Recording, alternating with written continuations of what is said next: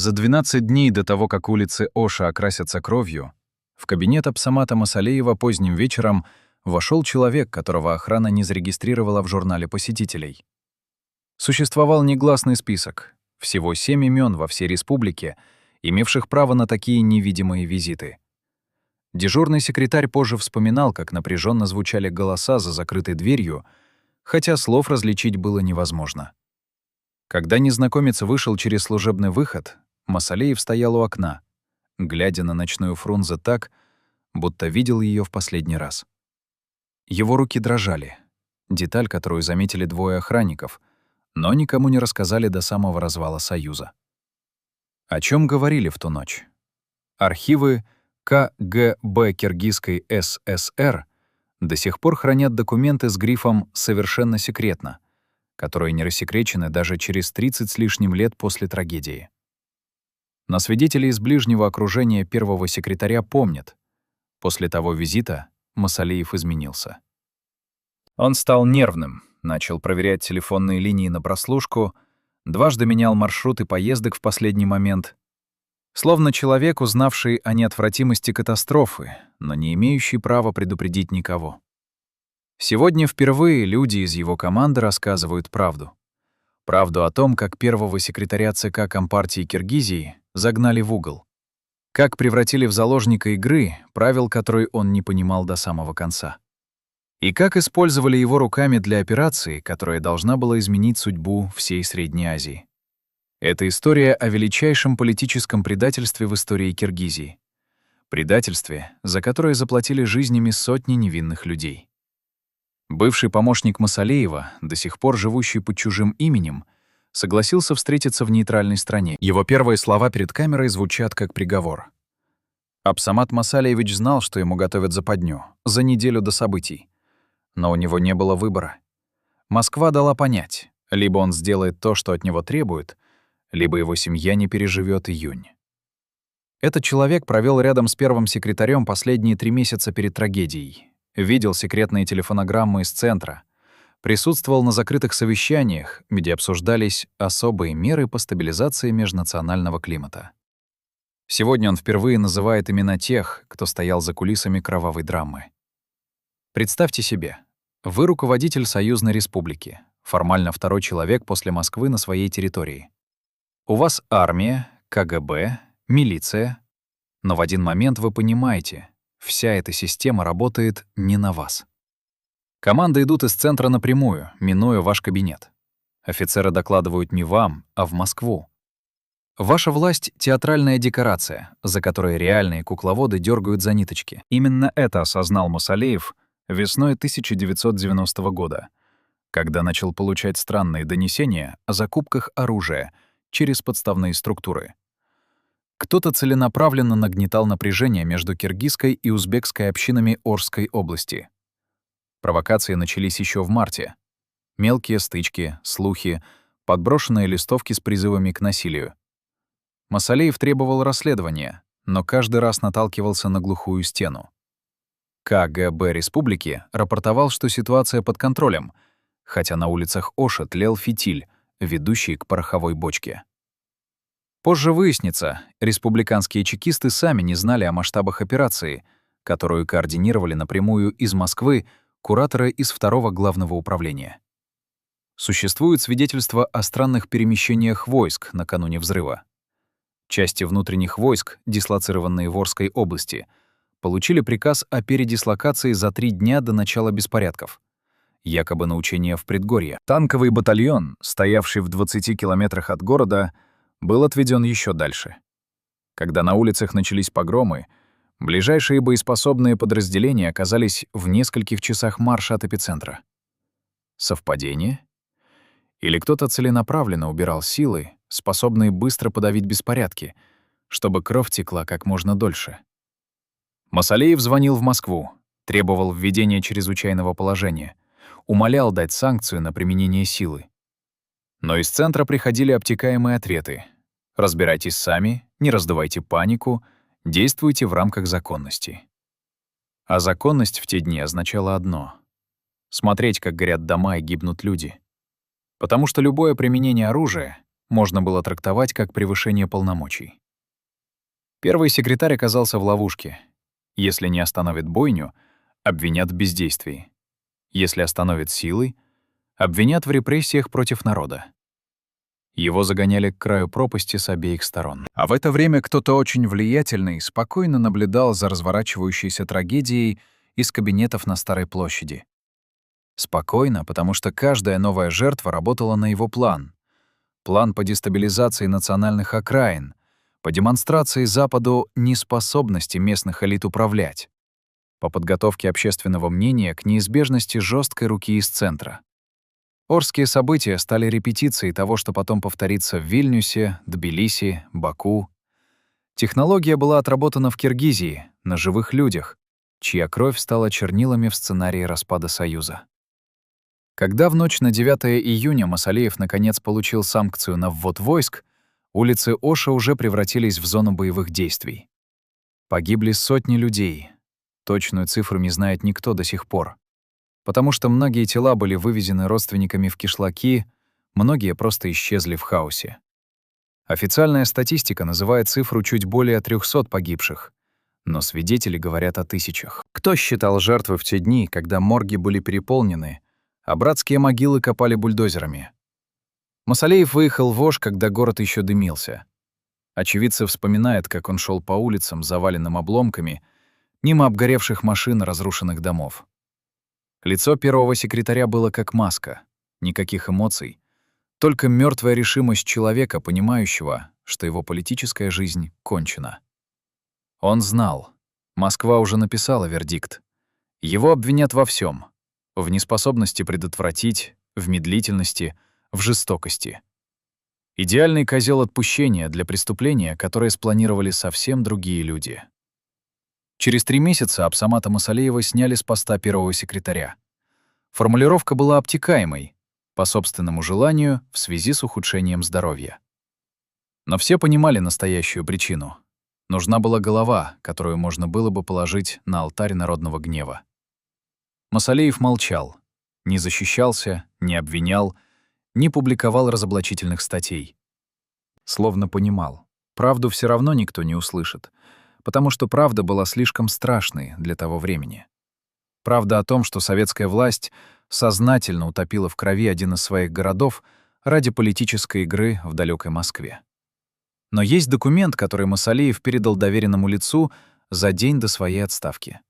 Запечатанный конверт с надписью «Вскрыть после моей смерти». В этом конверте копии телефонограмм, расшифровки разговоров, список имен тех, кто координировал операцию из Москвы. Человек, которому перебили конверт, жив. Он согласился показать часть документов, только часть, потому что полная публикация, по его словам, перевернет представление о последних годах СССР. Мы видели эти бумаги, и то, что в них написано, заставляет пересмотреть всю официальную историю ошских событий.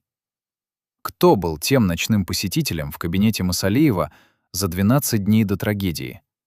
Какой ультиматум ему поставили? И главное, кто в Москве отдал приказ превратить Ош в кровавую сцену политического спектакля?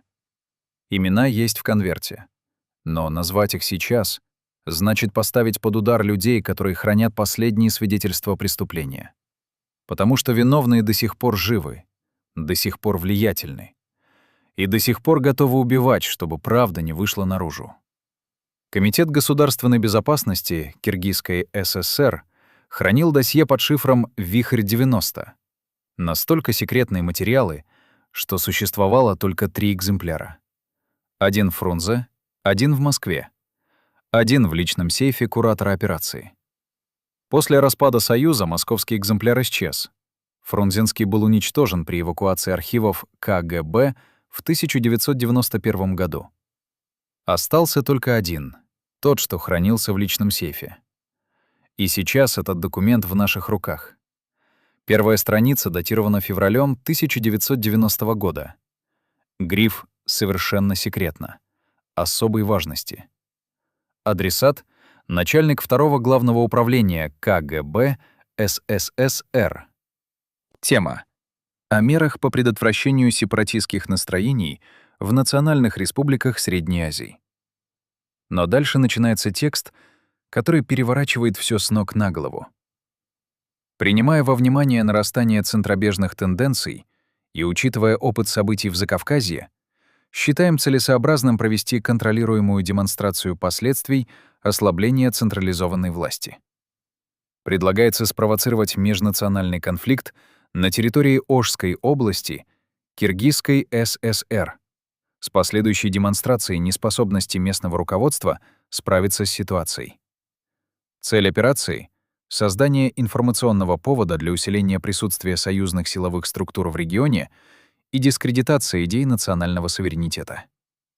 Это не реконструкция.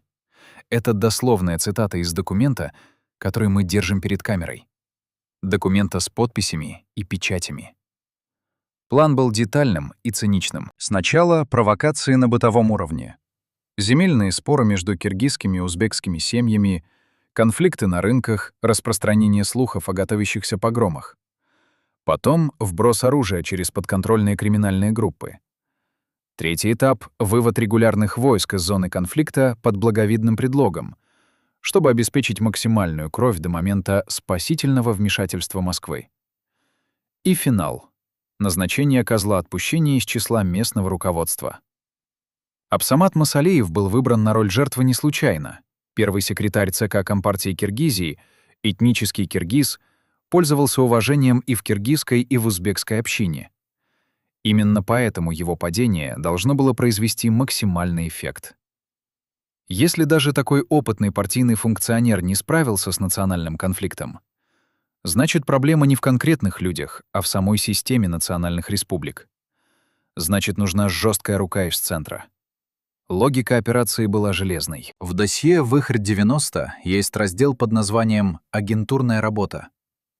Там перечислены фамилии людей, которые должны были раздувать конфликт изнутри.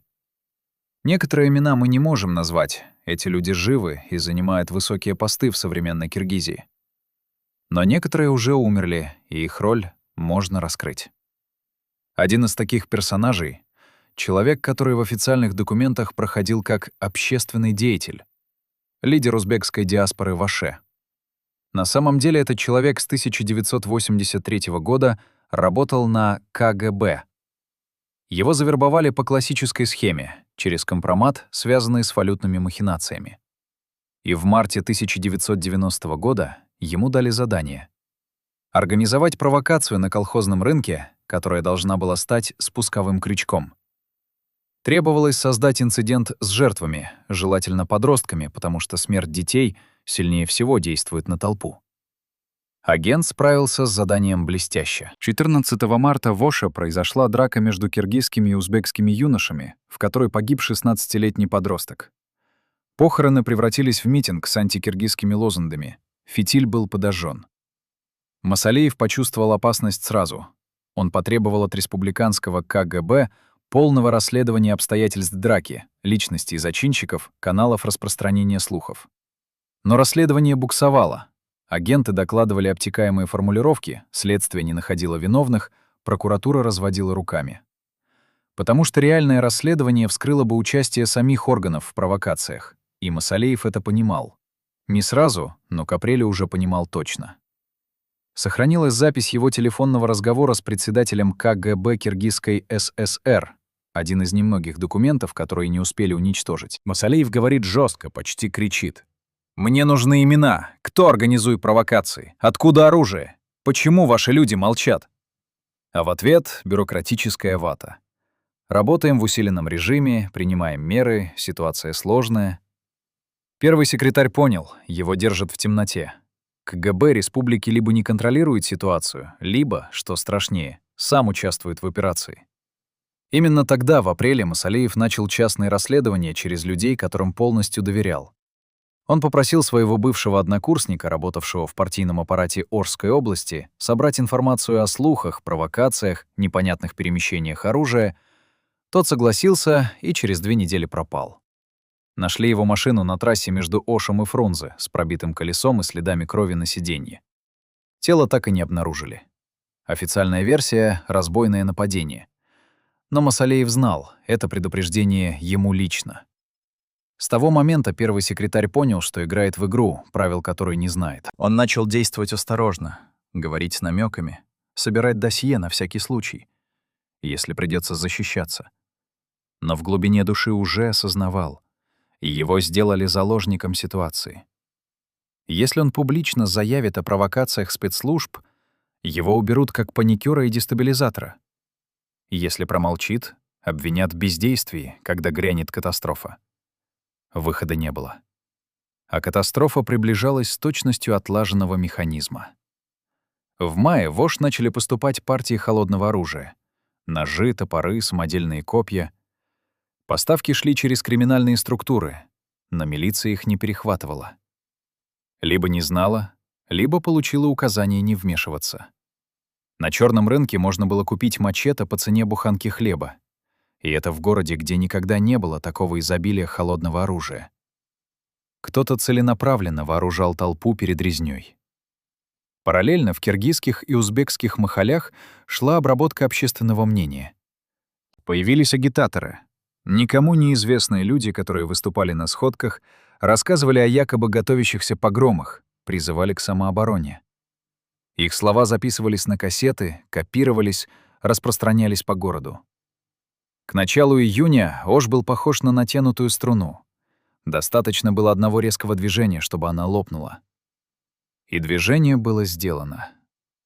3 июня произошел инцидент, который стал официальным спусковым крючком. Земельный спор на окраине Оша между киргизской и узбекской семьями перерос в драку. В драке ранили нескольких человек. Слух об этом моментально разнесся по городу в многократно преувеличенном виде. К вечеру на улице вышли первые толпы. Сначала просто митингующих, потом уже вооруженных. А войска, которые могли все остановить одним появлением, стояли в десятках километров, ожидая приказа. Масалеев звонил в Москву каждый час. Просил, требовал, умолял ввести чрезвычайное положение, дать санкцию на применение силы, прислать подкрепление из соседних республик. Но из Кремля отвечали: действуйте в рамках законности, не создавайте прецедентов, разбирайтесь силами республики. А силы республики были либо отведены, либо парализованы противоречивыми приказами. Город горел, а Москва спокойно смотрела, как это происходит. В досье «Вихрь-90» есть страница с планом-графиком. На ней расписано по дням: 3 июня — провокация, 4 — стихийные митинги, 5 — первые жертвы, 6-7 — эскалация насилия, 8 — пик беспорядков, 9 — ввод войск. Все шло по плану с точностью до часов. Это не была стихийная вспышка ненависти. Это была спланированная бойня, где каждая жертва была просчитана заранее. Когда Масалеев наконец получил санкцию на ввод войск, уже в ночь на 9 июня, было поздно. Город лежал в руинах, сотни людей были мертвы, тысячи ранены, десятки тысяч бежали из зоны конфликта. Первый секретарь приехал в Ош и увидел ад. Улицы, заваленные телами, горящие дома, толпы беженцев с узлами на окраинах. И эти глаза, полные ужаса, ненависти, обвинения. Глаза людей, которых предали. В тот день Масалеев понял — его карьера кончена. Его сделали лицом трагедии, и неважно, что он был всего лишь пешкой в чужой игре. История запомнит его как человека, при котором случилась резня. А настоящие виновные останутся в тени, в своих московских кабинетах, где планировали следующие операции по дестабилизации национальных республик. Но почему? Зачем Москве нужна была эта кровь? Ответ в последних страницах досье «Вихрь-90». Там, в аналитической записке, написано прямо: контролируемый конфликт в Киргизии создаст прецедент для обоснования необходимости усиления централизованной власти в других национальных республиках. Демонстрация неспособности местных элит обеспечить порядок подтвердит тезис о преждевременности суверенизации. Кровь в Оше станет аргументом против суверенитета в Прибалтике, Закавказье и на Украине. Документы под грифом секретности хранят еще не одну такую историю. И те, кто отдавал приказы, до сих пор на свободе.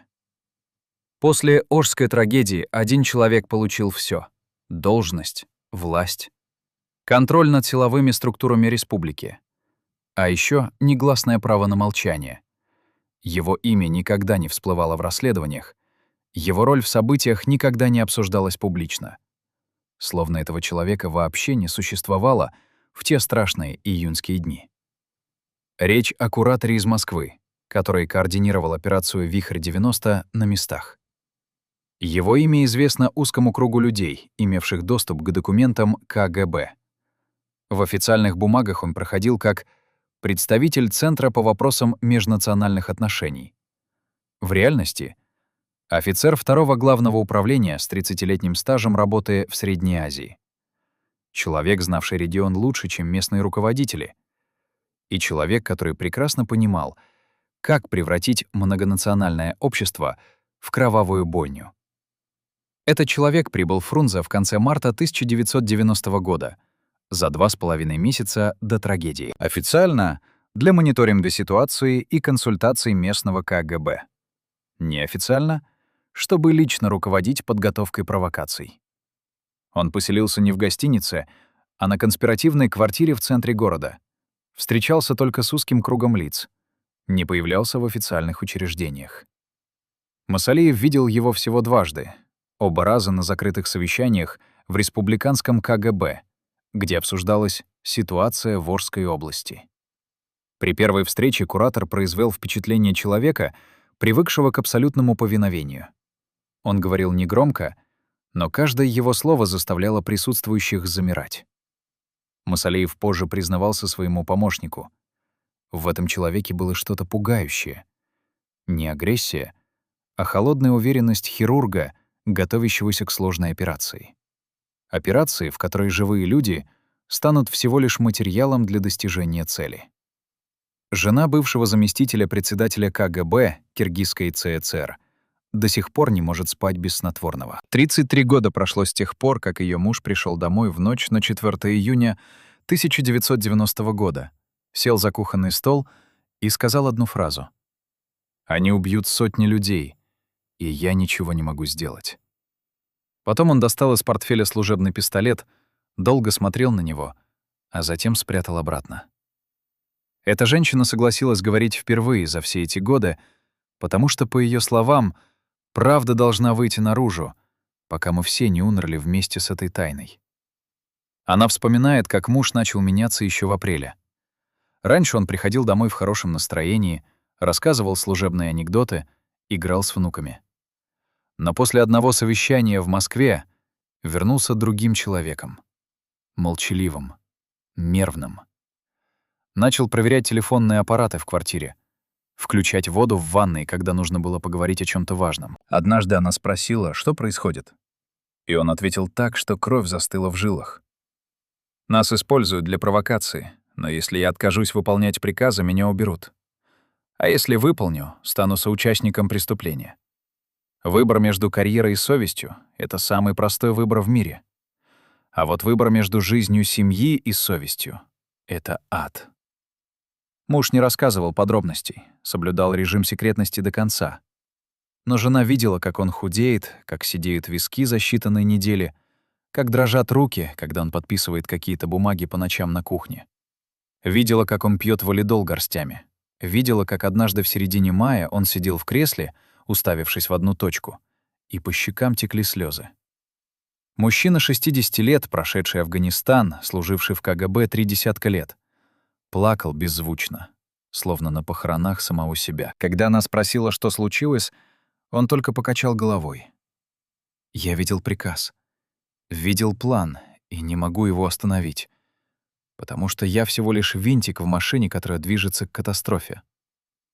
После трагедии муж продержался на службе ровно 3 месяца. Потом написал рапорт об отставке по состоянию здоровья. Получил пенсию, ордена, благодарности и замолчал навсегда.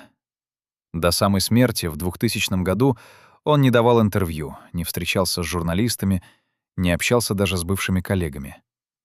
Перед смертью передал жене запечатанный конверт с надписью «Вскрыть только после того, как не останется никого из тех, кто отдавал приказы». Жена вскрыла конверт в прошлом году. потому что последний из московских кураторов операции умер зимой.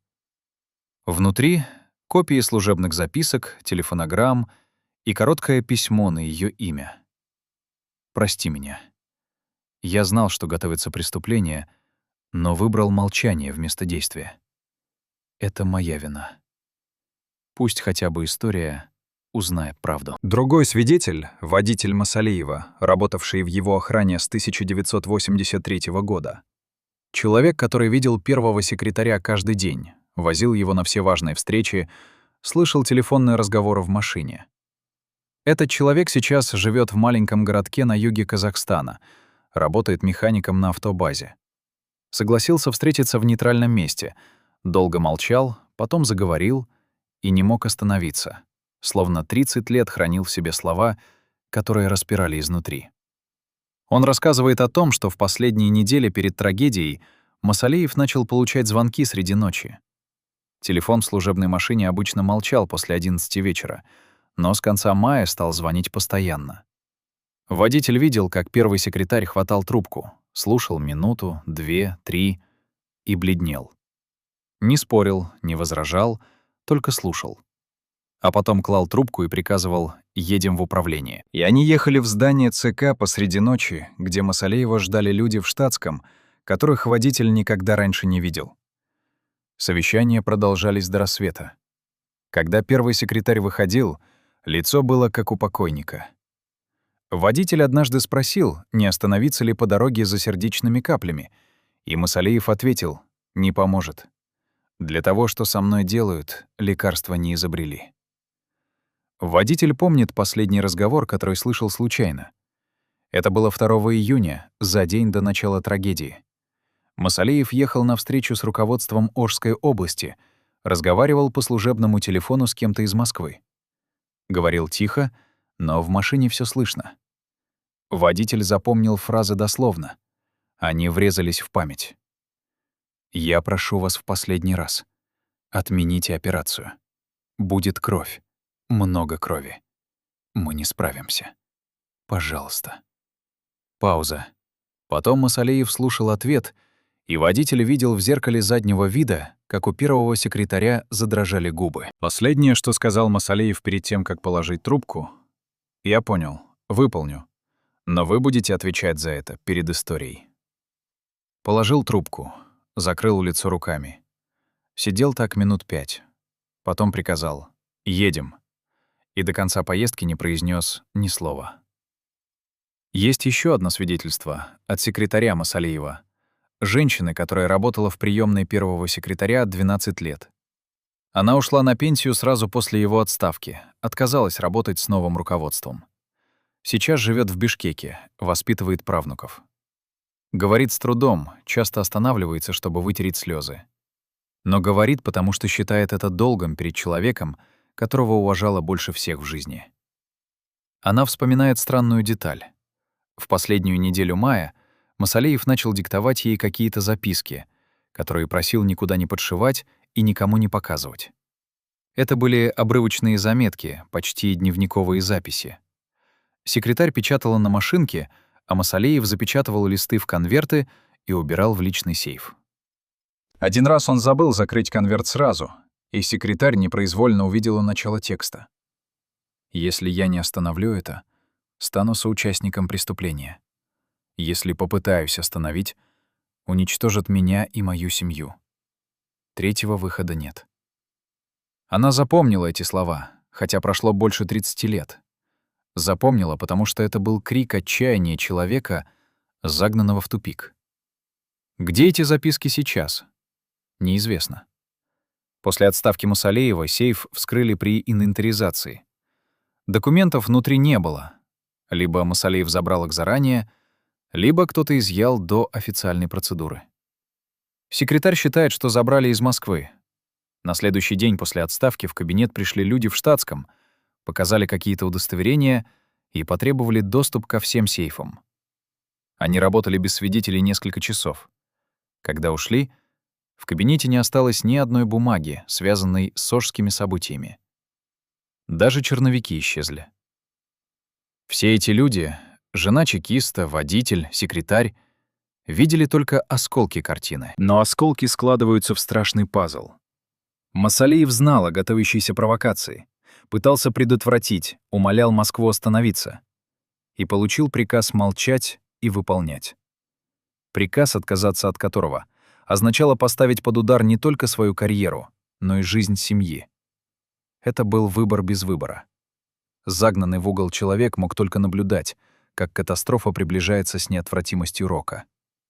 Могли ли эти свидетели рассказать правду раньше, сразу после трагедии? Нет. Потому что в те времена такие откровения означали одно — тюрьму или похуже.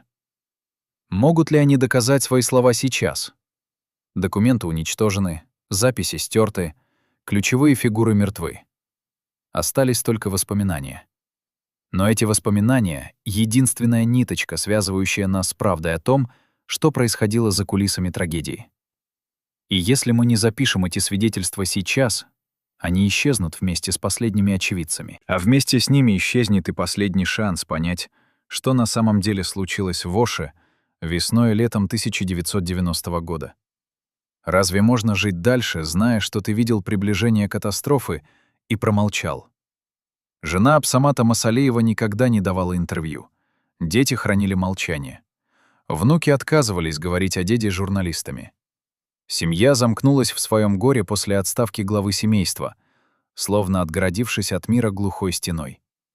Но теперь впервые за 33 года одна из дочерей Масалеева решилась рассказать правду о том, что происходило за закрытыми дверями их дома в те страшные месяцы. Она говорит не для того, чтобы оправдать отца. Он не нуждается в оправданиях, как она считает.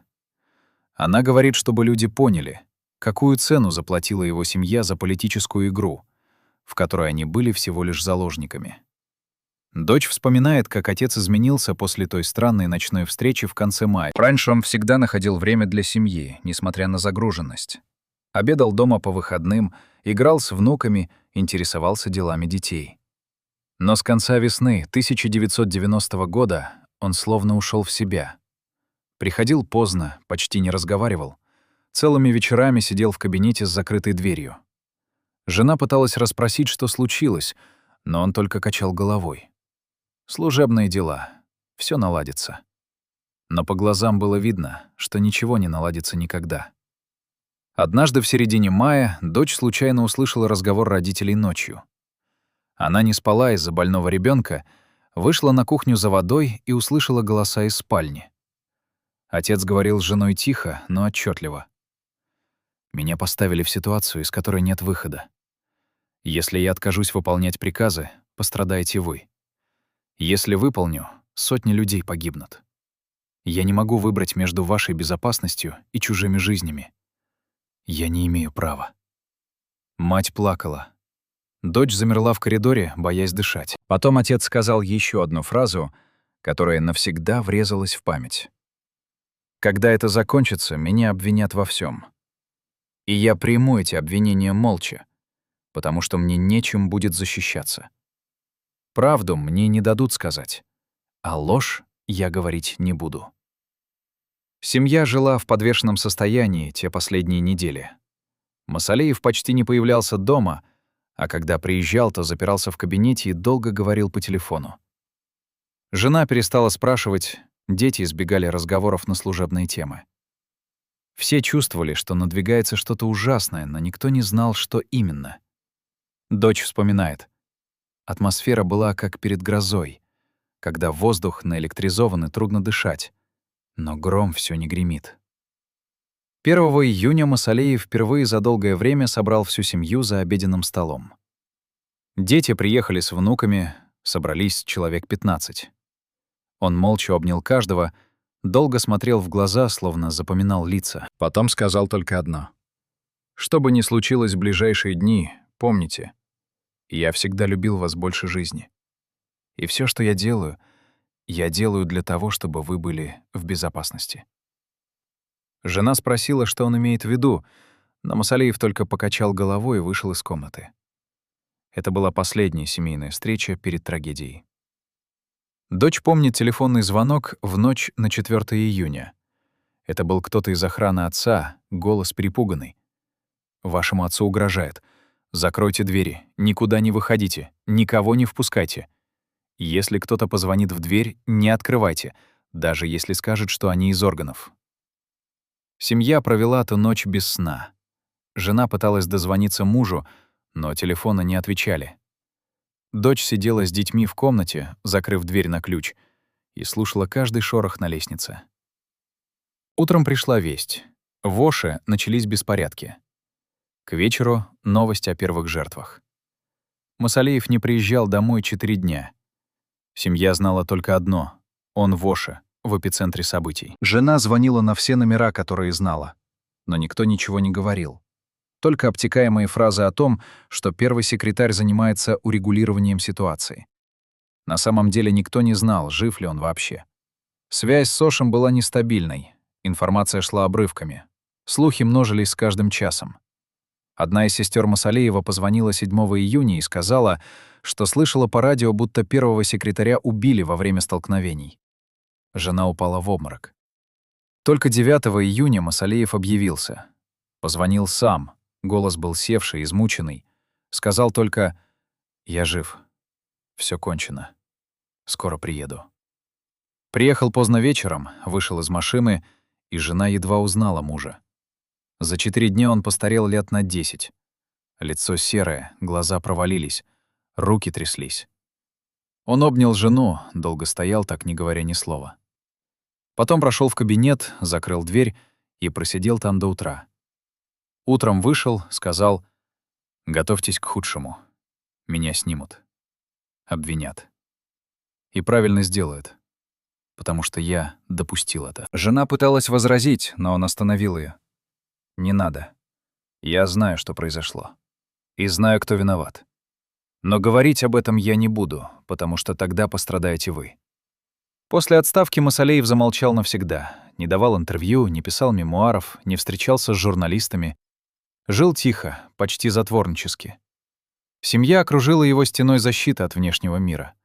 Внуки не знали, кем был их дед, пока не пошли в школу, где им рассказали другие дети. «Твой дед — тот, кто виноват в ошских событиях». Внуки приходили домой в слезах. Дочь пыталась объяснить, что все было не так, но как объяснить детям то, чего не понимают взрослые? Масалеев никогда не жаловался. Принял обвинение молча, как приговор, который нельзя обжаловать. Только один раз за несколько лет до смерти он сказал дочери: «Я сделал выбор между вашей жизнью и жизнью чужих людей. Выбрал вас. Это делает меня соучастником того, что произошло. И я понесу эту ношу до конца. Но пусть хоть кто-то из вас будет знать правду. Я не отдавал приказ убивать. Я только не смог остановить тех, кто отдал этот приказ. Это моя вина. И я плачу за нее каждый день». Семья Масалеева заплатила свою цену за политическую игру, в которой они были пешками. Дети годами жили под бременем стыда за то, чего не совершали. Внуки скрывали свою фамилию. Жена похоронила мужа в 1997 году, так и не услышав от него полной правды о тех днях. Только записки остались, те самые, которые он диктовал секретарю. Дочь нашла их в старом сейфе после смерти отца, спрятанные под стопкой партийных брошюр. Там, на пожелтевших страницах, написана история человека, которого заставили выбирать между невозможным и немыслимым. И который выбрал молчание, потому что правда была слишком опасна для тех, кого он любил. Кто из нас знает, что бы выбрал на его месте? 5 июня 1990 года, за 4 дня до ввода войск в Ош, Абсамат Масалеев проснулся в 6 утра в своей служебной резиденции. Горничная вспоминает, как он вышел из спальни раньше обычного, не позавтракал, только выпил черный кофе, стоя у окна. Смотрел на Горов, который еще спал в утренней тишине, и молчал. Потом позвонил водителю. «Едем в управление. Немедленно». Это был последний относительно спокойный день перед катастрофой. Последний день, когда еще можно было что-то изменить, если бы Москва дала санкцию. Первое совещание началось в 8 утра. Присутствовали председатель КГБ Республики, министр внутренних дел, секретарь обкома Ошской области и куратор из Москвы. Секретарь, которая приносила чай, слышала, как Масалиев повышал голос. Редкость для человека, всегда державшего себя в руках. «У нас есть информация о готовящихся погромах. Нужно вводить комендантский час в Оше. Сейчас, сегодня, пока не поздно». Куратор из Москвы ответил спокойно, почти равнодушно. «Превентивные меры могут спровоцировать то, что мы пытаемся предотвратить. Действуйте локально». Масалиев ударил кулаком по столу. «Локально не получится. Это не бытовой конфликт. Это спланированная провокация». Повисла тишина. Потом куратор сказал еще тише. «Товарищ Масалиев, вы превышаете полномочия. Выполняйте указания центра». Совещание закончилось в 10. Масалиев вышел бледный, пошатываясь. Попросил принести сердечные капли. Сидел в кабинете один почти час, не принимая звонков. Потом позвонил жене, говорил коротко. «Прости, не получилось. Берегите себя». Жена спросила, что не получилось, но он уже положил трубку. В полдень пришла сводка из Оша. Толпа разгромила несколько магазинов в узбекском квартале. Есть раненые. Масалиев приказал отправить милицию на место, но милиции в Оше было 300 человек, на город в 250 тысяч. Толпы были в десятки раз больше. К вечеру стало ясно. Ситуация выходит из-под контроля. Горят дома, на улицах вооруженные люди, начинаются первые убийства. 6 июня в 2 часа ночи Масалиев созвал экстренное совещание. Опять те же лица — КГБ, МВД, куратор из Москвы. На столе карта Оша с отметками очагов беспорядков. Их уже десятки. Масалиев требовал ввода войск, объявления чрезвычайного положения, разрешения на применение оружия. Куратор качал головой. «Москва не дает санкцию. Решайте силами республики». Председатель КГБ развел руками. «У нас нет сил для масштабной операции. Нужны части из соседних республик». Министр внутренних дел добавил. «Войска на границе. В городе их недостаточно. Нужно подкрепление». Куратор повторил как заученную фразу. «Действуйте в рамках имеющихся ресурсов». Масалиев понял. Его оставили один на один с катастрофой. Дали достаточно власти, чтобы нести ответственность, но не дали достаточно силы, чтобы остановить бойню. Это была ловушка, из которой не было выхода. Он мог только смотреть, как город погружается в ад. 7 июня Масалиев не спал всю ночь. Сводки из Оша приходили каждый час. Погибли 20 человек, потом 40, потом 60. Цифры росли, как кошмарный счетчик. Первый секретарь звонил в Кремль лично, просил соединить с Горбачевым. Соединили с помощником. Масалиев кричал в трубку: «Там гибнут люди! Каждый час! Дайте санкцию на ввод войск, или к утру будут сотни трупов!» Помощник ответил бюрократически: «Вопрос рассматривается, ожидайте решения». Но решения не было. К вечеру 7 июня Ош превратился в зону боевых действий. Горели целые кварталы, на улицах шла резня. Толпы убивали всех, кто попадался под руку, независимо от национальности. Масалиев сидел в кабинете перед картой города, на которой красными точками были отмечены места погромов. Красных точек было так много, что карта казалась залитой кровью. Он смотрел на эту карту и понимал — его карьера кончена. Его жизнь кончена. Его имя войдет в историю как имя человека, при котором произошла одна из самых страшных трагедий в истории Средней Азии. 8 июня в 6 утра, когда счет погибших перевалил за 100, Москва, наконец, дала санкцию на ввод войск. Но было уже поздно. Город лежал в руинах. Улицы были завалены телами. Тысячи людей бежали из зоны конфликта. Войска вошли в Ош в полдень 9 июня и с трудом восстановили порядок к вечеру. Но порядок вернулся на пепелище. Масалиев выехал в Ош 10 июня. Ехал молча, глядя в окно на дорогу, по которой тянулись колонны беженцев. Женщины с детьми, старики с узлами, раненые на повозках. Это были люди, которых он должен был защитить. Люди, которых он не защитил. Когда машина въехала в город, первый секретарь увидел дым над кварталами, обгоревшие остовы зданий, перевернутые машины. Водитель вспоминает. Масалеев сидел, вжавшись в сиденье, и по щекам текли слезы. Он не вытирал их, не скрывал. Просто плакал беззвучно, глядя на то, что осталось от города. Они ехали по центральной улице, где еще дымились обломки. На тротуарах лежали тела, прикрытые простынями. Масалеев приказал остановиться, вышел из машины. Подошел к одному телу, поднял край простыни. Там был подросток лет 15. Масалеев стоял, глядя на мертвого мальчика, минуты 3.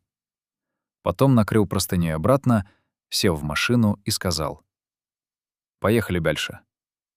Больше он не выходил из машины до самого конца поездки. В областном комитете партии Масалеев провел совещание с местным руководством. Говорил коротко, почти телеграфным стилем, словно каждое слово давалось с огромным трудом. Отдал распоряжение о помощи пострадавшим, организации похорон, восстановлении инфраструктуры. Все делал механически, по инструкции, как автомат. Когда совещание закончилось, секретарь обкома спросил: «Товарищ Масалеев, вам помочь? Вы очень бледны». Первый секретарь посмотрел на него долгим взглядом и ответил: «Мне уже никто не поможет». Потом вышел из здания, сел в машину и уехал в Фрунзе. Это была его последняя поездка в Ош в должности первого секретаря. Личный врач Абсамата Масалеева хранил молчание 32 года.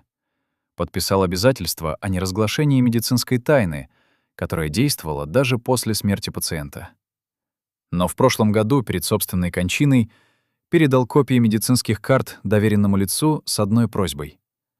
Пусть люди узнают, какую цену платит человек, когда его ставят перед выбором между совестью и жизнью семьи. Эти документы перед нами сейчас.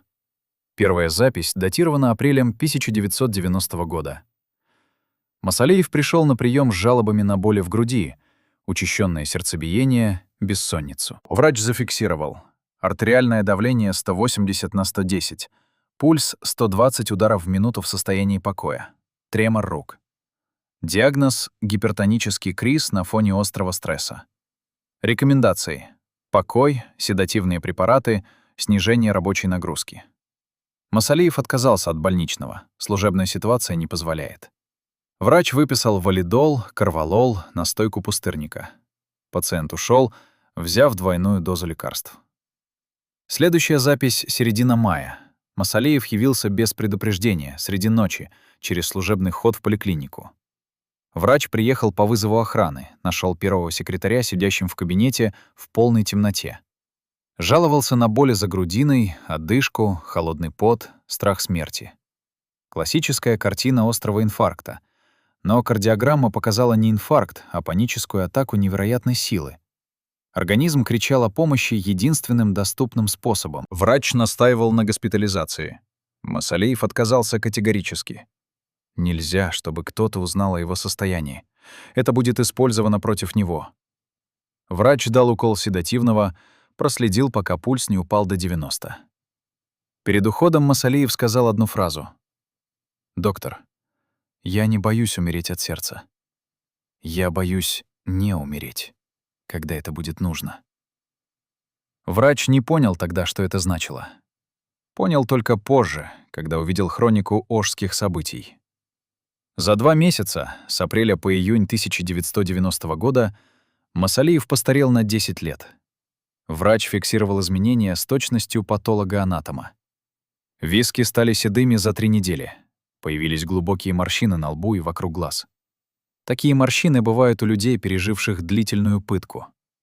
Кожа приобрела серый оттенок, характерный для хронического кислородного голодания. Взгляд стал отсутствующим. Врач определил это как признак глубокой депрессии. Руки тряслись постоянно, даже после приема лекарств. Вес упал на 8 килограммов. Ночами бессонница, днем провалы в концентрации внимания. 1 июня врач пришел к Масалееву на дом по просьбе жены. Нашел пациента, лежащим на кровати в одежде, с открытыми глазами, устремленными в потолок. Пульс — 140. Давление — 200 на 120. Дыхание частое, поверхностное. Масалеев говорил сбивчиво, перескакивая с темы на тему. о долге, о семье, о сотнях людей, которые умрут, если он не сделает то, что от него требуют, и о сотнях людей, которые умрут, если он это сделает. Врач позже запишет в карте. Пациент в состоянии острого психоза. Наблюдается параноидальный синдром, бредовые идеи преследования, суицидальные мысли.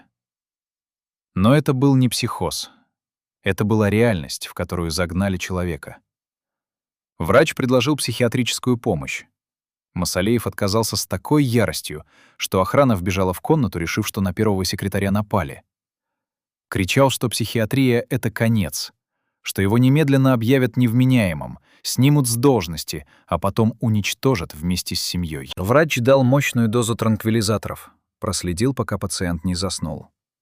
Жена плакала на кухне. Врач сказал ей прямо: «Ваш муж на грани. Еще неделя такого стресса, и либо инфаркт, либо инсульт, либо полное психическое истощение». Жена ответила: «У нас нет недели. Завтра все начнется. 10 июня, через день после ввода войск в Ош, Масалеев вызвал врача в кабинет.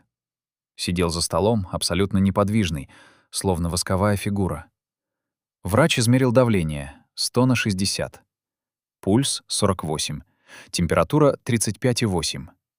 Организм включил режим экономии энергии, загнанный в угол стрессом. Масалеев говорил медленно, с длинными паузами между словами. «Доктор, я прошу вас не фиксировать моё состояние в официальных документах. Когда меня будут снимать, они будут искать медицинские основания. Не давайте им этого. Пусть снимают по политическим причинам, а не по здоровью. Это единственное, что я могу сохранить. Право на то, что меня уничтожили не за болезнь, а за политику». Врач нарушил эту просьбу только один раз, когда увидел, что Масалеев принимает тройную дозу сердечных препаратов. Спросил, зачем. Пациент ответил просто: чтобы дожить до отставки. Чтобы не умереть от инфаркта раньше, чем его официально снимут. Потому что если умрет на посту, его объявят героем, замучат семью почестями, а правда так и останется погребенной. А если доживет до отставки, хотя бы будет шанс, что правда когда-нибудь всплывет. Абсамат Масалеев дожил. Его сняли с поста 23 сентября 1990 года. Формулировка — по собственному желанию в связи с переходом на другую работу. Никаких медицинских справок, никаких официальных диагнозов. Только тихий уход политика, который сделал свое дело. После отставки Масалеев прожил 7 лет. 7 лет без единого публичного выступления, без интервью, без мемуаров. Врач наблюдал его все это время. Состояние стабилизировалось, но шрамы остались. Навсегда остался тремор рук. Навсегда остались седые виски. Навсегда остался взгляд человека, видевшего ад. За несколько дней до смерти, в ноябре 1997 года, Масалеев попросил врача прийти.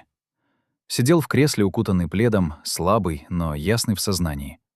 Говорил с трудом, но четко: «Доктор, вы видели, как я умирал те 2 месяца? Я хочу, чтобы люди знали. Можно убить человека, не прикасаясь к нему. Достаточно поставить его перед выбором, в котором любой вариант — смерть. Моя физическая смерть наступит через несколько дней. Но я умер тогда, в июне 1990 года. Все, что было после, — это просто эпилог».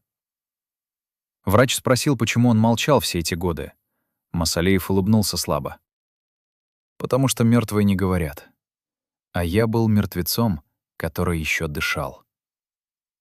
Медицинская карта Абсамата Масалеева — это протокол медленного убийства. Убийства, совершенного не ножом и не пулей, а стрессом, выбором без выбора, невозможностью защитить одновременно и семью, и совесть. За 3 десятилетия медицина так и не изобрела лекарства от такой болезни. Можно ли вылечить человека, которого загнали в угол между долгом и любовью? В ночь на 24 сентября 1990 года, через несколько часов после официального объявления об отставке Масалеева, в здание Центрального комитета партии Киргизии вошла группа людей в штатском. Предъявили удостоверение КГБ, потребовали доступ к архивам первого секретаря. Дежурный охранник позвонил начальству, получил команду. Допустить, обеспечить беспрепятственный доступ, не фиксировать визит в журнале. Группа провела в архивохранилище 6 часов. Утром, когда пришли архивисты, обнаружили пустые папки. Исчезли документы за период с марта по июнь 1990 года. Исчезли полностью. Не осталось даже описей, по которым можно было бы восстановить, что именно хранилось в этих делах. Архивист попыталась возмутиться, потребовала составить акт об изъятии. Ей объяснили. Никакого изъятия не было. Документы были переданы в вышестоящие органы в плановом порядке. Акт не требуется. Когда она попыталась настаивать, ее вызвали к новому руководству и дали понять, забыть об этом инциденте в ее интересах. Но один человек успел. Секретарь-референт Масалиева, зная о готовящейся зачистке архивов, накануне вечером сделала копии нескольких ключевых документов. Спрятала их в личных вещах, вынесла из здания под видом макулатуры. Хранила 33 года в сейфе на даче. Эти копии сейчас перед нами. Первый документ — телефонограмма из Москвы, датированная 28 мая 1990 года. Гриф «Совершенно секретно». Адресат — председатель КГБ Киргизской ССР. Текст короткий. Обеспечить невмешательство республиканских силовых структур в события Волжской области до получения особого распоряжения. Оперативные мероприятия координировать исключительно через представителя Центра. Доклады первому секретарю ЦК Компартии Республики ограничить общей информацией без детализации. Подпись неразборчива, но печать подлинная. Это означало одно. Масалеева вывели из контура принятия решений. Ему оставили только формальную власть, для того, чтобы потом возложить на него ответственность. А вот что поражает больше всего — служебная записка 3 июня, за день до начала погромов. Автор — оперативник республиканского КГБ, работавший в ОШЭ. Адресат — непосредственный начальник Фрунзе. Содержание поражает откровенностью. Докладываю о критической ситуации в городе. Выявлены организованные группы провокаторов численностью до 150 человек, координирующие распространение ложной информации и подготовку силовых акций. Установлены каналы поставки холодного оружия через криминальные структуры. Имеется основание полагать наличие внешнего управления конфликтом. Прошу санкции на задержание зачинщиков. Резолюция начальника. Не предпринимать активных действий до особого распоряжения. Оперативник написал рапорт об отставке на следующий день. Но рапорт не приняли, приказали продолжать службу. Через неделю этого человека нашли мертвым в гостинице в Оше. Официальная версия — инфаркт. Третий документ — личная записка Масалиева, написанная от руки на клочке бумаги, датированная 7 июня. Почерк нервный, местами неразборчивый. Звонил лично Горбачеву, не взял трубку. Звонил Лукьянову, сказал, что вопрос рассматривается. Звонил Кричкову. Ответил, что ситуация под контролем КГБ. Под чьим контролем? Почему никто не дает санкцию на войска? Сколько еще должно погибнуть? Неужели они не понимают? Это не конфликт. Это спланированная операция по дестабилизации. Или понимают, и именно поэтому не останавливают? Боже, что мне делать? Эта записка так и не была отправлена никому. Масалиев написал ее для себя, фиксируя свое отчаяние на бумаге, потому что говорить об этом было не с кем. Секретарь нашла ее в мусорной корзине в кабинете утром 8 июня, когда пришла на работу раньше обычного. Достала, разгладила, спрятала. Не знала, зачем. Просто интуиция подсказывала, что этот документ когда-нибудь станет важным. И вот самое страшное — список. 23 фамилии с адресами, телефонами и короткими пометками. Заголовок. Агентура по линии межнациональных отношений, Ошская область. Это список информаторов КГБ, внедренных в киргизскую и узбекскую общины Оша. Напротив каждой фамилии пометка о роли. Распространение слухов, координация акций протеста, поставка оружия, вербовка боевиков. Этот список доказывает, провокации не были стихийными. За ними стояла системная работа спецслужб. Несколько фамилий из этого списка позже стали видными политиками независимой Киргизии. Они до сих пор живы, до сих пор влиятельны. Еще один документ секретарь извлекла из стопки — фотокопию страницы журнала регистрации секретной корреспонденции КГБ Киргизской ЦЦР за июнь 1990 года. Там видны записи о входящих и исходящих документах с грифом особой важности. Интересная деталь. С 10 по 15 июня, период сразу после подавления беспорядков, зафиксировано 37 исходящих документов в Москву. Но напротив каждого в графе «Краткое содержание» стоит прочерк. А в графе «Получатель» — одинаковый код, который не расшифровывается в доступных справочниках. Эти 37 документов — отчеты о результатах операции. Они ушли напрямую кураторам в Москве, минуя все официальные инстанции. Где эти документы сейчас, неизвестно. Скорее всего, уничтожены при ликвидации КГБ СССР. Секретарь, сохранившая эти копии, говорит, она видела, как Масалиев читал некоторые из этих документов. Видела, как он сидел за столом, держа бумаги в руках, и по лицу текли слезы. Он читал доказательства собственной беспомощности. Доказательства того, что его сделали марионеткой в чужой игре, и не мог ничего с этим сделать, потому что любая попытка обнародовать правду означала приговор для семьи. После его отставки секретарь спросила, почему он не обнародовал документы, не защитился публично. Масалеев ответил, «Защищаться можно, когда есть судья. Но когда судья — это те же люди, что планировали преступление, защита превращается в самоубийство. Я выбираю молчание. Пусть хотя бы моя семья останется жива». Документы, сохраненные секретарем, — это лишь верхушка айсберга. Основной массив бумаг исчез в ту сентябрьскую ночь 1990 года. Исчезли планы операции «Вихрь-90», исчезли фамилии московских кураторов, исчезли финансовые документы о закупке оружия, исчезли протоколы совещаний, на которых принимались решения. Осталось только то, что секретарь успела спасти. Этого достаточно, чтобы понять масштаб операции, но недостаточно, чтобы привлечь виновных к ответу. Архивы хранят не только документы. Они хранят отсутствие документов. Пустые папки, прочерки в описях, вырванные страницы — это тоже свидетельство. Свидетельство того, что правду пытались уничтожить. Но уничтожить правду до конца невозможно. Всегда остаются осколки. И по этим осколкам можно восстановить картину преступления. Что еще хранилось в тех 37 документах, которые навсегда исчезли из архивов? После Орской трагедии карьеру сделал один человек. Стремительно, головокружительно, невероятно. Из полковника КГБ среднего звена в высшие эшелоны власти. Из тени в кабинеты с видом на главную площадь. Из безвестности в число людей, принимающих решения о судьбах республики. Этот человек никогда не фигурировал в расследованиях Орских событий. Его имя не упоминалось в комиссиях.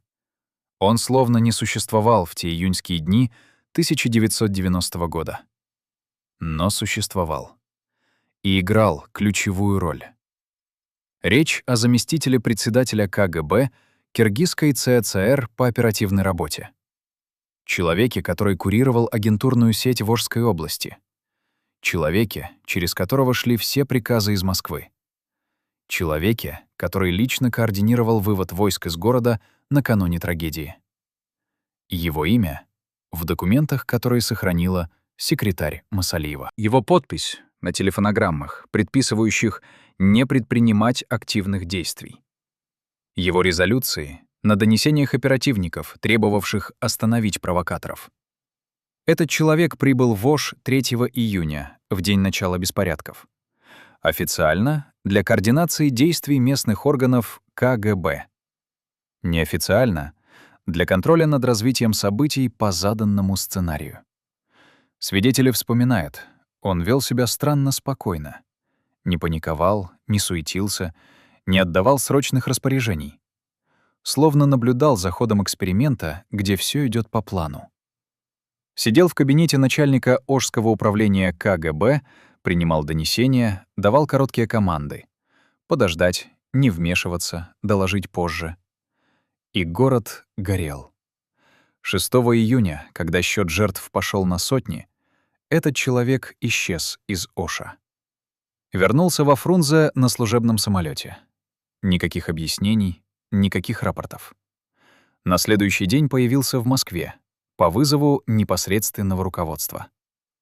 Там провел 3 дня на закрытых совещаниях в здании КГБ СССР на Лубянке. Что обсуждалось на этих совещаниях, неизвестно. Но когда он вернулся в Фрунзе 10 июня, погромы уже закончились, войска вошли в Ош. Масалеев был политическим трупом. Через месяц этого человека повысили. Назначили первым заместителем председателя КГБ республики. Через 3 месяца, после отставки Масалеева, вообще возглавили комитет. Он стал одним из самых влиятельных людей в Киргизии, контролировал спецслужбы, имел доступ ко всем секретам, мог уничтожить любого неугодного одним телефонным звонком. Его боялись даже те, кто формально стоял выше по должности. В 1991 году, когда рухнул СССР, этот человек сделал самый ловкий ход в карьере. Быстро сориентировался, переметнулся на сторону новой власти, предложил услуги первому президенту независимой Киргизии. Стал советником по безопасности. Потом министром внутренних дел. Потом главой администрации президента. Накопил связи, деньги, влияние. Построил бизнес-империю на развалинах советской системы. И никогда, ни разу, ни в одном интервью не упомянул о своей роли в Ошских событиях. Но есть люди, которые помнят. Бывший оперативник КГБ, работавший под его началом в те дни, согласился говорить при условии полной анонимности. Его свидетельство шокирует. Он рассказывает, за неделю до начала погромов их собрали на закрытом совещании. Присутствовали только те, кто имел допуск к особо важным делам. Заместитель председателя КГБ говорил коротко и жестко. В ближайшие дни в Оше произойдут серьезные беспорядки. Наша задача — не допустить их преждевременного подавления. Силовые структуры будут получать команды о невмешательстве. Любые инициативы снизу пресекать. Действовать только по особому распоряжению. Вопросы? Вопросов не было. Все поняли. Приказ спущен сверху. Обсуждению не подлежит. Оперативник спросил тогда напрямую. Если мы не будем вмешиваться, погибнут люди. Много людей. Заместитель председателя посмотрел на него долгим взглядом и ответил. Есть задачи выше, чем спасение отдельных жизней. Вы солдаты. Солдаты выполняют приказы, они оценивают их целесообразность. Оперативник замолчал, но запомнил эту фразу на всю жизнь. Запомнил, потому что она объясняла все. Они были частью машины, которая шла к заданной цели — по трупам. Другое свидетельство от водителя, возившего заместителя председателя КГБ в те дни. Он вспоминает поездку в аэропорт 9 июня, когда начальник возвращался из Москвы. В машине заместитель разговаривал по спецсвязи с кем-то из республиканского руководства. Говорил уверенно, даже с оттенком торжества. Операция выполнена успешно, цели достигнуты. Местное руководство дискредитировано, Центр получил обоснование для усиления контроля. Потери в пределах прогнозируемых. Водитель услышал эту фразу «потери в пределах прогнозируемых» и похолодел. Речь шла о сотнях человеческих жизней, как о статистической погрешности в успешно завершенной операции. 21 сентября 1990 года, за 2 дня до официальной отставки, Абсамат Масалеев узнал имя человека, который предал его. Узнал случайно, из обрывка разговора, который не предназначался для его ушей. Этот человек был другом 20 лет. Человеком, с которым делил кабинет в начале карьеры. Человеком, которому доверял семейные тайны. И этот человек продал его за должность. Секретарь вспоминает тот момент. Масалеев вернулся с совещания раньше обычного, прошел в кабинет молча, закрыл дверь. Она услышала странный звук, будто что-то тяжелое упало на пол. Вбежала без стука, решив, что первому секретарю стало плохо. Масалеев сидел на полу спиной к стене, обхватив голову руками. Не плакал, не кричал. Просто сидел неподвижно, как сломанная кукла. На столе лежал лист бумаги. Секретарь краем глаза успела увидеть несколько строк. Список членов нового руководства республики, которые гласят через 2 дня. Первая фамилия в списке — тот самый друг. Этот человек работал заместителем Масалеева по идеологии. Казалось бы, второстепенная должность, кабинетная работа, никакого отношения к силовым структурам и спецслужбам. Но именно он имел доступ ко всем документам первого секретаря. Именно ему Масалеев доверял черновики своих записок, личные дневники, копии секретной переписки. И именно он, как выяснилось позже, передавал эти документы напрямую в Москву, кураторам операции, которые искали компромат на Масалеева. Когда началась подготовка к Ошским событиям, этот заместитель получил особое задание — фиксировать каждое сомнение первого секретаря, каждое колебание, каждую попытку противодействовать приказам Центра. Он вел подробный дневник действий Масалеева, отмечал все телефонные разговоры, в которых тот пытался умолять Москву остановить операцию. Этот дневник потом стал основой обвинительного заключения. Масалеев колебался, Масалеев сомневался, Масалеев не проявил должной твердости. Значит, виноват. Предатель действовал тонко, никогда не возражал Масалееву в лицо, всегда поддакивал, демонстрировал лояльность. А за спиной писал донесения.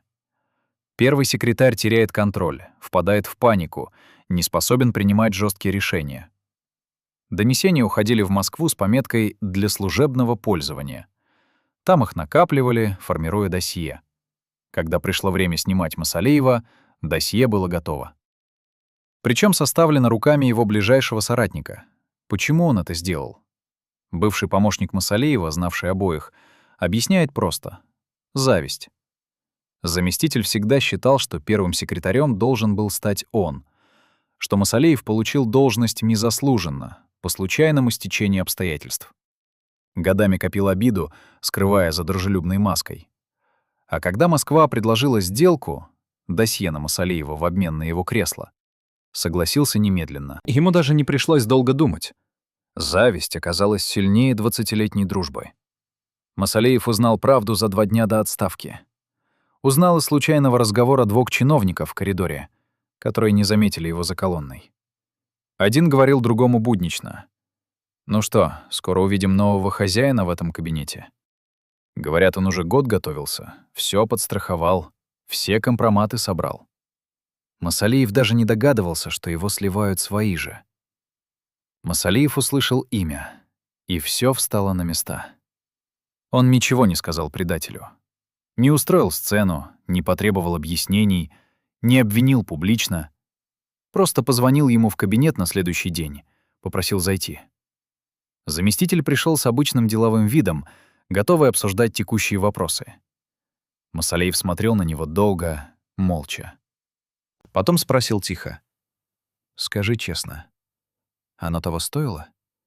Моё кресло стоило 20 лет дружбы?» Заместитель побледнел, попытался что-то возразить, но Масалеев остановил его жестом. «Не надо. Я все знаю. Просто хотел посмотреть тебе в глаза в последний раз. Увидеть, что там осталось. Человек или уже только пустота?» Заместитель ушел, не сказав ни слова. Через 2 дня получил должность, о которой мечтал. Стал вторым человеком в республике после нового руководства. Контролировал идеологию, кадры, партийный аппарат. Прожил на этой должности несколько лет, сделал карьеру, обзавелся связями и деньгами. Но, по словам тех, кто видел его в последние годы жизни, так и не смог смотреть людям в глаза. Ходил, опустив взгляд, словно стыдясь самого себя. Умер в 2000 году от рака пищевода. Долгая, мучительная смерть. Врачи говорили, что болезнь развивалась так, будто тело пожирало само себя изнутри. Масалеев никогда не упоминал предателя после той встречи. Но водитель, возивший первого секретаря в последние дни, вспоминает. Они проезжали мимо здания, где работал заместитель, и Масалеев попросил остановиться. Вышел из машины, постоял на тротуаре, глядя на окна кабинетов, простоял минут 5, потом сел обратно и сказал: «Знаешь, что самое страшное? Не то, что он предал, а то, что я до последнего верил, что это невозможно. Верил в дружбу сильнее, чем он верил в собственную выгоду. Это делает меня идиотом. Или он был настолько хорошим актером? Другие из окружения Масалеева тоже знали о предательстве, но молчали. Кто-то из страха, предатель получил власть и мог уничтожить любого неугодного. Кто-то из цинизма, в политике предательство считается нормой, частью игры. Кто-то просто не хотел ворошить прошлое, понимая, что правду все равно никто не услышит. И только секретарь Масалеева сохранила копию того списка, где первой стояла фамилия предателя. Сохранила как доказательство того, что иногда самый страшный враг сидит за соседним столом и улыбается тебе в лицо годами. После отставки Масалеев ни разу не встречался с бывшим заместителем. Отказывался приходить на мероприятия, где тот мог присутствовать, не отвечал на редкие попытки связаться. Выстроил стену абсолютного молчания. Один раз, за несколько месяцев до своего ухода, сказал дочери: «Я простил всех, кто участвовал в той операции. Простил Москву за цинизм, спецслужбы за исполнительность, журналистов за ложь. Но его простить не могу. Потому что все остальные были врагами или чужими людьми, а он был другом. И предал не ради идеи, не ради страны, даже не ради страха. Ради должности. Это непростительно». Семья предателя до сих пор живет в Бишкеке. Его дети занимают высокие посты в государственном аппарате, пользуются связями отца, ездят на дорогих машинах. Они не знают, или делают вид, что не знают, как их отец получил эту первую ступеньку власти. Но старое поколение помнит. И когда встречает их на улицах, отворачивается. Не из-за них самих. Из-за памяти о человеке, который выбрал кресло вместо совести. Мог ли Масалеев предвидеть это предательство? Могли ли быть знаки, которые он не заметил или проигнорировал? И главное, есть ли человек, которому можно доверять абсолютно, когда ставки становятся такими высокими? 22 сентября 1990 года Абсамат Масалеев проснулся в 6 часов утра, хотя будильник был заведен на 7. Жена услышала, как он встал, долго стоял у окна спальни, глядя на рассвет над Фрунзе. Потом оделся, побрился, надел парадный костюм, тот самый, в котором принимал должность первого секретаря 7 лет назад. Спустился на кухню, выпил чашку черного кофе стоя, отказался от завтрака. Жена спросила, как он себя чувствует. Масалеев улыбнулся слабо. Первая улыбка за много недель. Как человек перед операцией. Знаешь, что будет больно, но облегчение придёт после. Служебная машина приехала рано. Водитель открыл дверь. Масалеев сел на заднее сиденье, попросил ехать медленно. Они ехали по пустым еще улицам города, мимо спящих домов, мимо парков, где дворники подметали листья. Масалеев смотрел в окно так, будто видел эти улицы впервые. Или в последний раз. Водитель несколько раз ловил его взгляд в зеркале заднего вида. Взгляд человека, прощающегося с чем-то важным. В здание Центрального комитета поднялся по лестнице, хотя обычно пользовался служебным лифтом. Поздоровался с охранниками, вахтёрами, уборщицами, с каждым лично называя по имени. Зашел в свой кабинет, начал методично разбирать документы. Читал каждый внимательно, хотя обычно подписывал быстро, будто это последние документы в его жизни. Утром позвонил телефон из Москвы. Секретарь слышала обрывки разговора. Масалеев отвечал односложно, спокойно, без эмоций. «Да, понимаю. Да, согласен. Нет, вопросов не имею». Положил трубку, позвал секретаря. Продиктовал короткое заявление. «Прошу освободить меня от должности первого секретаря Центрального комитета Компартии Киргизской ССР в связи с переходом на другую работу». Подписал, поставил дату. Передал секретарь. «Отнесите в канцелярию, пусть зарегистрируют». Она взяла бумагу дрожащими руками. Это был конец эпохи. Дальше Масалеев делал то, что казалось обыденным, но имело ритуальный смысл. Открыл сейф, достал личные документы, сложил в портфель. Снял со стены фотографии, семейные, официальные, с делегациями. Положил в коробку. Прошелся по кабинету, трогая вещи. Письменный стол, кресло, книжные полки. Останавливался у каждого предмета, словно запоминая. Окно, из которого 7 лет смотрел на город. Телефон, по которому разговаривал с Москвой. Дверь, через которую входили люди, менявшие судьбу республики. Все это уже было не его. К полудню принесли указ о его освобождении от должности. Официальный документ за подписью высшего руководства. Масалеев прочитал, кивнул, убрал в папку. Потом попросил собрать весь аппарат кабинета. Помощников, референтов, секретарей. Человек 15 собрались в приёмной. Масалеев вышел к ним, встал у двери. Говорил коротко, сдерживая эмоции. «Спасибо вам за работу, за преданность, за то, что были рядом в самые трудные дни. Прошу прощения за все, что не смог сделать, за все, что пошло не так. Берегите себя и свои семьи». Развернулся, вернулся в кабинет, закрыл дверь. Люди стояли в тишине, не зная, что сказать. Последний час Масалеев провел один. Сидел в кресле за столом, положив руки на столешницу. Перед ним лежала чистая бумага и ручка. Он написал несколько строк. Секретарь видела их позже, когда убирала кабинет.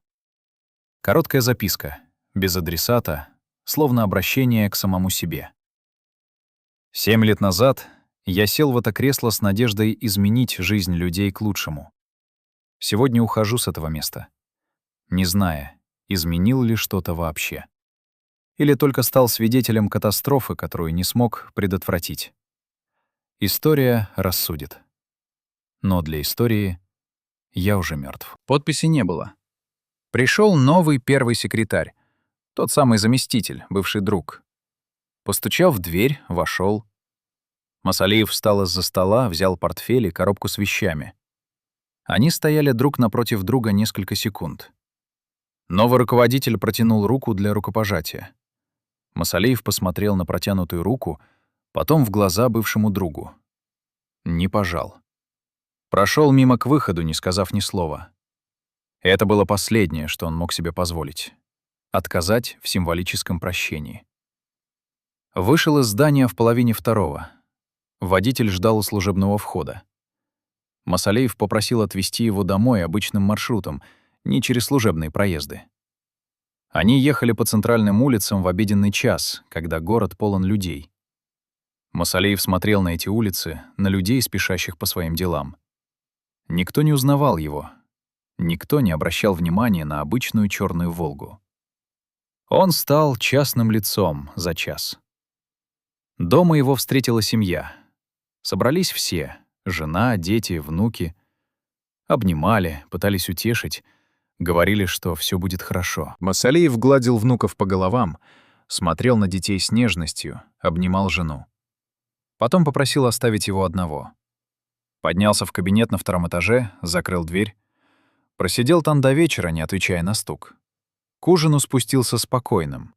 Сел за стол с семьей, ел медленно, расспрашивал внуков об учебе, интересовался делами детей.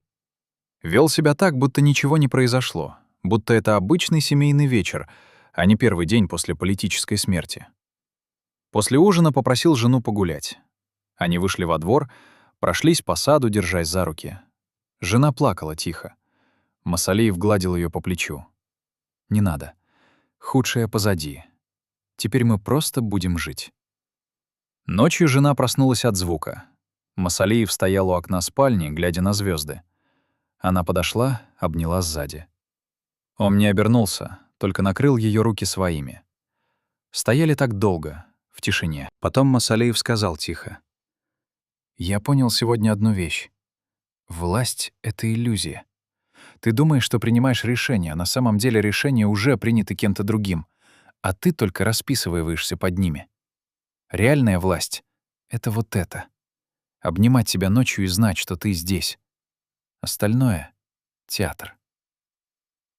23 сентября началась его новая жизнь.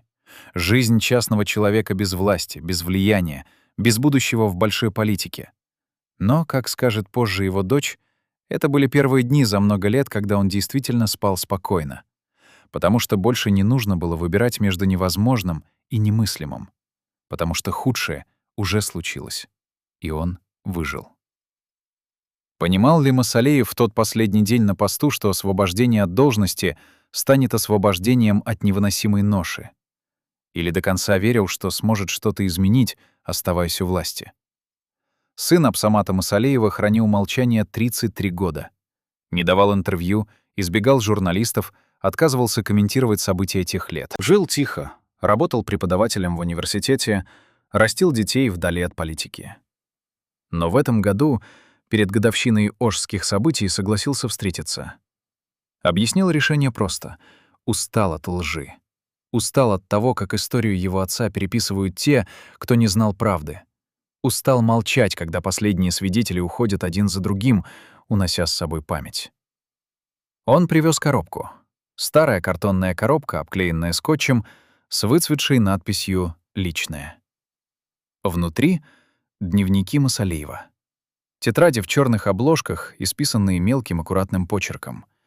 23 тетради за период с 1983 по 1997 год. Отец вел их регулярно, почти каждый день. Писал поздно вечером, когда семья спала. Это была его отдушина. Единственное место, где можно было быть честным, без последствий. Сын открывает тетрадь, датированную маем 1990 года. Читает вслух дрожащим голосом. «Сегодня понял, что меня окружают враги. Не политические противники, с ними я умею работать. А враги в прямом смысле, люди, которым выгодна моя смерть. Политическая или физическая — неважно. Они ждут момента, и я не могу понять, кто из ближнего круга настоящий, а кто играет роль. Это сводит с ума — подозревать всех, кому доверял годами». Следующая запись — начала июня. Почерк становится неровным, строчки скачут. Операция началась. Я знаю это точно, хотя никто не признается прямо. Вижу по глазам, по телодвижениям, по недосказанности. Они ждут, когда я сломаюсь, когда сделаю ошибку, которую можно будет использовать против меня. Но я не дам им этого. Буду держаться до конца, ради семьи. Только ради семьи. 8 июня. На пике трагедии. Ош горит. Гибнут люди, которых я должен был защитить. А я сижу в кабинете и жду указаний из Москвы. Жду разрешения спасать людей. Это абсурд. Это преступление. Но если я нарушу субординацию, уничтожат не только меня. Уничтожат всех, кого люблю. И я выбираю их. Выбираю семью. Пусть история проклянет меня, но мои дети будут живы. Дальше несколько страниц вырваны. Сын объясняет. Отец сам вырвал их перед смертью. Сказал, что там написано то, что не должно стать достоянием публики никогда. Слишком опасно для живых. Остались только обрывки фраз на соседних страницах.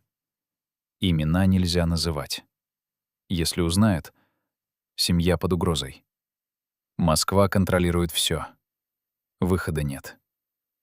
Что именно было на вырванных страницах, неизвестно. Можно только догадываться. Сентябрь после отставки. Странное чувство. Впервые за много лет мне нужно просыпаться с тяжестью в груди. Не нужно думать, кому сегодня улыбаться, кого опасаться, какие слова взвешивать. Я свободен. Да, я проиграл. Да, меня уничтожили политически. Но я жив. И моя семья жива. Это единственное, что имеет значение. Октябрь. Дети спрашивают, почему я молчу, почему не защищаюсь публично, не рассказываю правду. Как объяснить им, что правда опаснее лжи? Что если я скажу правду, они станут мишенью? Лучше пусть меня считают виновным. Лучше пусть история запомнит меня как неудачника, чем подставить под удар тех, ради кого стоит жить. Ноябрь 1997 года. Последняя запись. Почерк слабый, буквы крупные, будто писал с трудом. Чувствую, что времени осталось мало. Хочу сказать детям главное. Я не жалею ни о чем. Сделал выбор, защитил вас ценой своей репутации. Это был правильный выбор, единственный возможный. Когда-нибудь вы поймете. И, может быть, простите за молчание. Сын закрывает тетрадь, говорит медленно, подбирая слова. Отец умер в больнице 27 ноября. Рядом была вся семья. Последние слова были обращены к матери. «Прости, что не дал тебе спокойной жизни». Мать ответила: «Ты дал мне жизнь. Это важнее спокойствия». Он улыбнулся и закрыл глаза. Врачи сказали, сердце остановилось. Но мы знали правду. Сердце остановилось еще в июне 1990 года. Просто тело продолжало работать по инерции 7 лет. После ухода Масалеева семья прожила годы под тяжестью молчания. Дети не могли рассказать одноклассникам, кем был их дед. Внуки скрывали фамилию при поступлении в университеты. Жена провела в полном затворничестве, отказываясь от контактов с внешним миром. Они несли бремя истории, которую не имели права рассказать. Несли тихо, достойно, без жалоб. Потому что это был последний долг перед человеком, который выбрал их безопасность ценой собственного имени. Сын достает из коробки еще один предмет — запечатанный конверт. Надпись на нем: «Вскрыть через 30 лет после моей смерти. Передать журналистам». Сын вскрывает конверт прямо перед камерой. Внутри одна страница, напечатанная на машинке. Текст короткий. «Я, Абсамат Масалиев, находясь в здравом уме и твердой памяти, свидетельствую. Орские события 1990 года были спланированной операцией спецслужб СССР. Целью операции являлась дестабилизация национальных республик и дискредитация идей суверенитета. Я был назначен исполнителем против своей воли, под угрозой физического уничтожения семьи. Выполнил приказы, зная, что это приведет к гибели невинных людей. Принимаю всю ответственность за свою роль в трагедии. Но прошу историю помнить. Я был не организатором, а заложником. И выбрал жизнь своих детей. Простите меня». Сын складывает письмо обратно, говорит тихо. Это единственное оправдание, которое он позволил себе. И то оставил на 30 лет после смерти. Потому что боялся за нас, даже из могилы. В комнате повисает тишина. За окном шумит город. Тот самый Бишкек, который 33 года назад назывался Фрунзе и был столицей республики, где разворачивалась трагедия. Семья Масалиева хранит еще документы. Письма, фотографии, записи телефонных разговоров, которые отец тайно фиксировал в последние месяцы. Но публиковать их сын не готов. Слишком много живых людей, чьи имена там упомянуты. Слишком много связей с нынешними властными структурами. Слишком опасно для детей и внуков. История повторяется. Новое поколение семьи снова выбирает молчание ради безопасности. Круг замкнулся. Когда интервью заканчивается, сын задает вопрос в пустоту. Что бы вы сделали на месте отца? Выбрали бы правду и подставили семью под удар? Или выбрали бы молчание и жили с грузом вины? Есть ли вообще правильный ответ? Жена Абсамата Масалеева прожила после него 8 лет. Умерла тихо, во сне, в окружении детей и внуков. Перед смертью собрала семью, передала дневники мужа, попросила хранить правду. Сказала: «Когда все, кто мог пострадать, уйдут, расскажите. Пусть люди знают цену выбора, который не должен был существовать». Ее похоронили рядом с мужем на городском кладбище. Скромная могила без помпезных памятников. Просто 2 имени и даты. История 2 людей, проживших жизнь под тенью одного трагического лета. Дети Масалеева разбрелись по миру. Старший сын уехал в Россию, работает врачом в провинциальном городе. Лечит людей и никогда не говорит о прошлом. Средний остался в Бишкеке. Преподает историю в том же университете, где учился отец. Только не советскую историю, как планировалось, а мировую. Выбрал безопасную дистанцию от тем, которые могли разбудить память. Младшая дочь ушла в частный бизнес, построила жизнь вдали от политики и публичности. Живет так, будто никакого прошлого не было. Будто фамилия, которую она носит, принадлежит обычному человеку. Внуки Масалеева не знают всей правды. Знают только, что дед был важным человеком, который потерял власть. Но не знают цены, которую он заплатил за их жизнь. Не знают о тетрадях, о запечатанном письме. о вырванных страницах с именами. Их родители приняли решение. Пусть новое поколение живет без этой тяжести. Пусть не несет чужую вину. Пусть у них будет шанс на жизнь, за который когда-то заплатили дед и бабушка. Могила Абсамата Масалеева находится на окраине Бишкека, в старом секторе кладбища, где хоронили партийных функционеров. Приходит редко. Нет официальных венков, нет государственных почестей, нет табличек с перечислением заслуг. Только семья раз в год в ноябре. Они приносят цветы и молчат. Молчание — последний долг перед человеком, который выбрал молчание ради них. История не простила Масалеева. Учебники до сих пор называют его одним из виновников трагедии. Документальные фильмы повторяют версию о его бездействии. Публичные деятели используют его имя как символ предательства национальных интересов. Реабилитации не было и не будет. Слишком много людей заинтересовано в сохранении официальной версии. Слишком много карьер построено на этой лжи. Но его семья знает другое. Знает, что он сделал единственный выбор, который был возможен. Выбор между правдой и жизнью, между честью и любовью, между историей и семьей. И выбрал жизнь, выбрал любовь, выбрал семью. Мы не знаем, что написал Масалеев на тех вырванных страницах. Не знаем имен людей, которые стояли за операцией. Не знаем подробностей сделок, угроз, давления. Эти тайны он унес с собой в могилу, защищая своих до последнего вздоха. Но мы знаем главное. Иногда молчание — не слабость. Иногда молчание — это самое громкое признание в любви. Любви сильнее правды. Любви сильнее справедливости. Любви сильнее истории. Абсамат Масалеев прожил 70 лет. 7 из них был у власти. 7 лет после власти — в затворничестве. Остальное — обычная жизнь обычного человека. Но эти 14 лет